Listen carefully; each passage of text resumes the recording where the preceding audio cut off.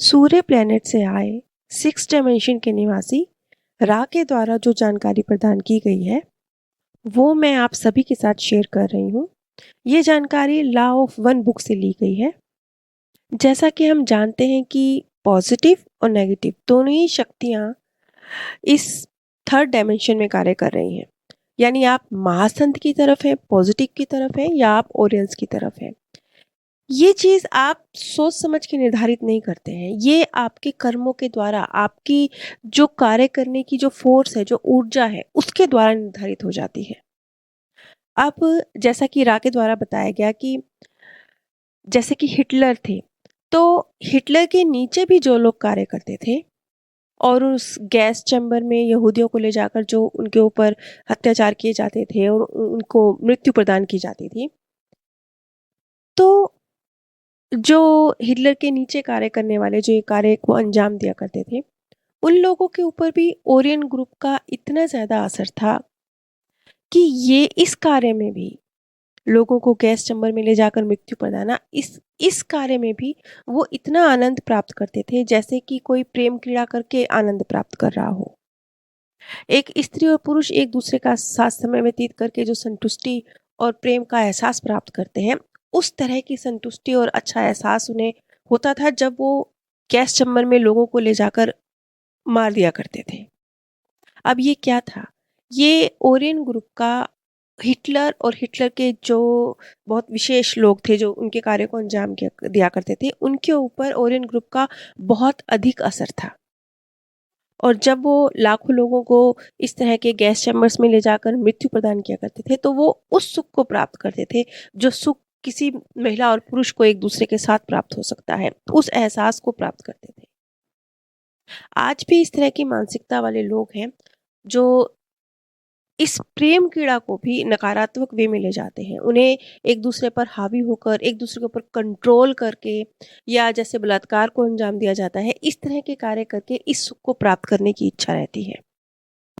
और ये चीज़ अपने आप निर्धारित हो जाती है क्योंकि आपका जो मन है, आपके जो कर्मों की दिशा है, वो जिस तरफ जा रही है, वो ऊर्जा जो आपको फ़ोर्स कर रही है, वो आप अपने लिए जी रहे हैं?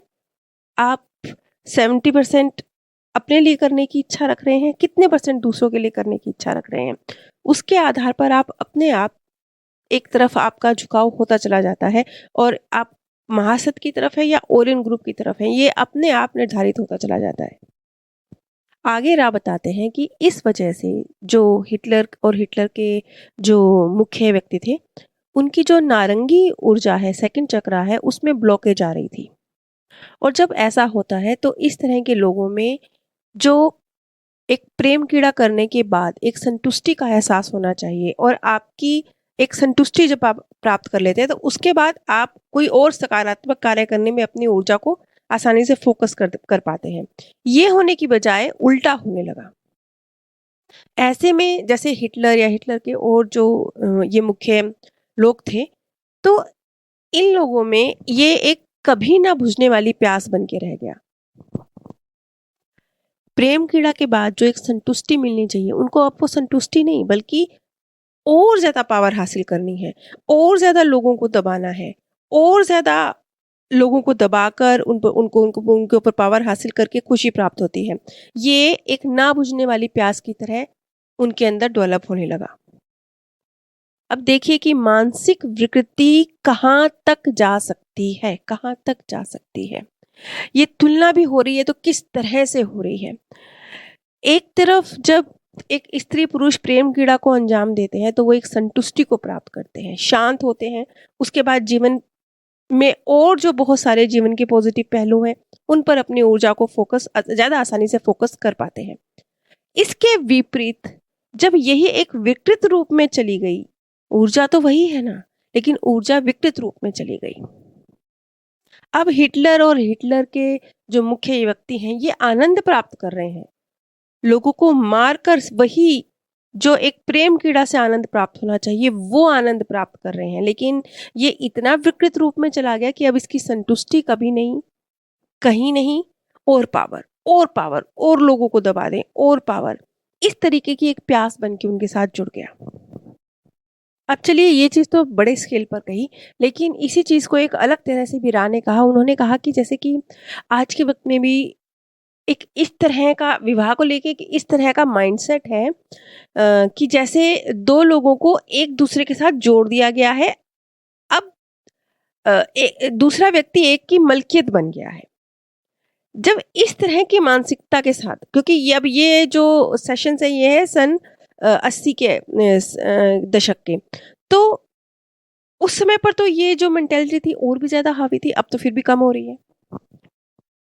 तो ये जो एक नज़रिया है लोगों का विवाह को लेकर कि उस टाइम पे ख़ास तौर पे था कि अब मलकियत हो गया, एक व्यक्ति को दूसरे व्यक्ति का कहना मानना है। अब एक व्यक्ति दूसरे व्यक्ति की मलकियत हो गया। तो उसको उसके अनुसार चलना है। चाहे वहाँ कोई भी पावरफुल हो सकता है। पत्नी पावरफुल है तो वो बोलेगी पति मेरे हिसाब से चलेगा। पति पावरफुल है तो वो बोलेगा पत्नी मेरे हिसाब से चलेगी। तो इस तरह की एक प्रथा बन के रह गया जहाँ पे दो लोग एक-दूसरे के ऊपर ओवर पावर करने की कोशिश करते हैं। एक-दूसरे की फ्री विल को ख़त्म करने की कोशिश करते हैं, जो कि बहुत गलत है। बहुत गलत है। यानी विवाह में होना ये चाहिए था कि 2 लोग एक-दूसरे को गाइड करते, सहारा बनते, एक-दूसरे की इच्छाओं का सम्मान करते, लेकिन बन कैसी प्रवृत्ति गई? कुछ सामाजिक ढाँचा ऐसा हो गया कि एक-दूसरे की फ्री विल को रोकना, उसमें इंटरफेयर करना, उसको अपनी किसी एक पार्टनर के ऊपर तो ये चीज़ बहुत ज़्यादा हावी रहती है, जो भी थोड़ा इमोशनली वीक होता है कि उसकी फ्री विल को दबाया जाता है। जो कि गलत है। क्यों? क्योंकि विवाह इसलिए इस पर्पज़ से ये जो एक सामाजिक जीवन का नियम है, इसे नहीं बनाया गया था, इसलिए नहीं बनाया गया था। लेकिन धीरे-धीरे वक़्त के साथ ये चीज़ ये रूप लेती चली गई और ऑटोमैटिकली नेक्स्ट जनरेशन में इसी तरह का थिंकिंग प्रोसेस ट्रांसफ़र करती चली गई। अब ये सारी बातें रा ने कही हैं 80 के दशक में। उस समय ये बातें बहुत सही थी, इसी तरह से होता था। लेकिन अब जैसे-जैसे नया ज़माना आता जा रहा है, लोगों का जो सोचने सम इंटरनेट की वज़ह से बहुत फ़र्क आया है लोगों के सोचने-समझने के तरीकों में, तो अब ये चीज़ धीरे-धीरे कम होती जा रही है। अब पति-पत्नी इस चीज़ को समझते हैं कि एक-दूसरे की फ्री विल का सम्मान करना है। एक-दूसरे से शादी करने का मतलब एक-दूसरे पे मलकियत हासिल करना नहीं है। लेकिन हाँ, अभी भी ये चीज़ काफ़ी हद तक ऐसे ही चल रही है, चाहे कमी आई हो, लेकिन फिर भी ऐसे ही चल रही है। इसके अलावा रा ने ये जानकारी भी दी कि जैसे गे या लेस्बियन कम्युनिटी से जुड़े हुए लोग हैं, ये लोग वो लोग होते हैं जिन्होंने, अब ये तो हम जानते ही हैं ना कि हम पिछली भी कई वीडियोज़ में इस चीज़ का ज़िक्र कर चुके हैं कि ये वो आत्माएँ होती हैं जो पहले किसी विशेष बॉडी में बहुत सारे जन्म ले चुकी होती हैं। यहाँ पर इसी चीज़ को रा बताते हैं कि लगभग 65% टाइम यदि किसी व्यक्ति ने एक विशेष बॉडी में जन्म लिया है, तो अगर वो अब मान लीजिए किसी ने अपने 100 में से 65 बर्थ अगर किसी ने महिला के रूप में लिए हैं और अब अगर वो पुरुष के रूप में आ गया है, तो वो गे के रूप में ही रहेगा। उसका झुकाव दूसरे पुरुषों के प्रति ही होगा।